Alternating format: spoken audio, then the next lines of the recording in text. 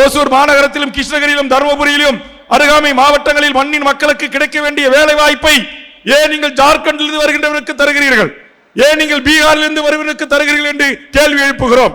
இந்த SIR என்கிற தேர்தல் சீர்திருத்தம் முறையின் ஊடாக இந்த நாட்டில் இஸ்லாமியர்களையும் கிறிஸ்தவர்களையும் எந்த வாக்கெல்லாம் பிஜேபிக்கு வராதோ அந்த வாக்கையெல்லாம் இன்றைக்கு பீகாரிலே 65 வாக்காளர்களை பட்டியலிருந்து நீக்கி பத்திரிகை ஊடகங்கள் கருத்து கணிப்புகள் அனைத்தையும் பொய்யாக்கி தேர்தல் நெருங்குகின்ற போது ஒவ்வொரு பெண்ணுக்கும் 10,000 ரூபாய் இலவசம் என்று பணத்தாசையை காட்டி வாக்குகளை வாங்கி பிஜேபி இன்றைக்கு 200க்கும் மேற்பட்ட இடங்களிலே இன்றைக்கு பீகாரில் செய்திருக்கிறார்கள்.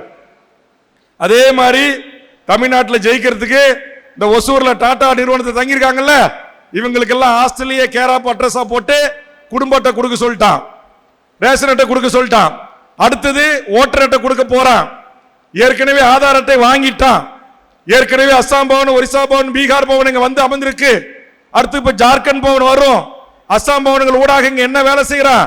அந்த வடமாநில தொழிலாளர்களுக்கு நமக்கு கிடைக்க வேண்டிய அனைத்தும் அவர்களுக்கும் கிடைப்பதை உறுதி செய்கிறான்.